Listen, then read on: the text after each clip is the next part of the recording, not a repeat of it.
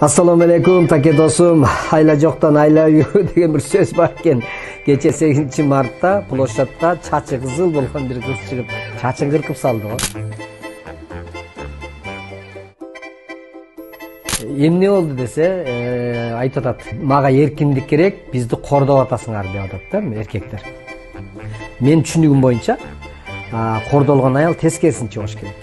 Ошол аялды эркек ошол аянтчага площадка сүйрөп чыгып элдин көзүнчө чачын кыркып салса, мына ошондо чачы кыркылган аял мени кордоп атат деп айтса жарашат. Анан өзү чыгып туруп өзүнүн чачын кыркып салып туруп мени кордоп атасыңар, мага эркиндик керек дегенге мен такыр түшүнө албай койдум таке досум. Бир чет ойлоп калдым.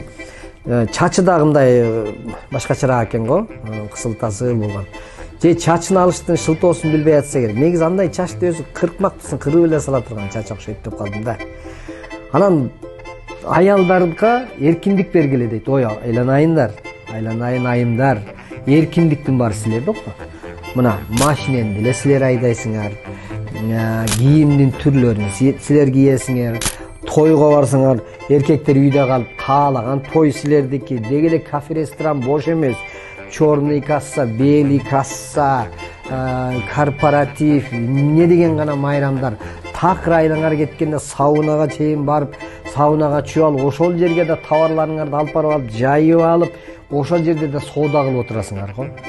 Бири-бириңерге косметика сатып, бириң көйнөк сатып, саунанда торговый центр кылыпсыңар, деги каалаганда эркиндикте жүрөсүңөр. Анан кийин бизге эркиндик бербей атат эркектер.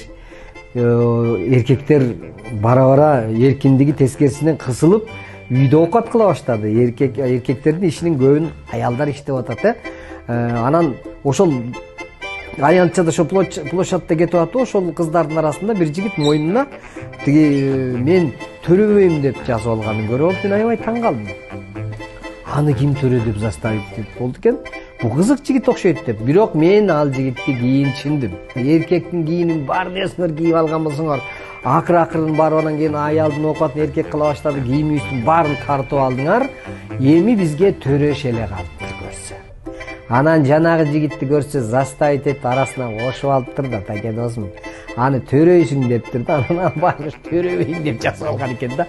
Анан бирөөнү дай мени коркутту эле, ушундай боласың, мындай кыласың дей берсе адам көнөт го.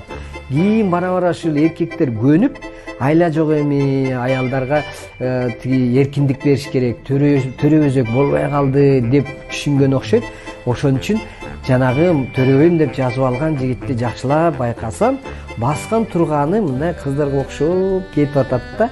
Ал көрсө уже айла жок макул болуп, төрөгөнгө даярданып кетип аткан экен. Мынтип коюп. Ошон үчүн таке досум, сен мындай кыл. 21 күнү Ноорузда филармонияга кечки саат 6-дан кечикпей келсең, дагы көп айта турган сөздөрүм бар.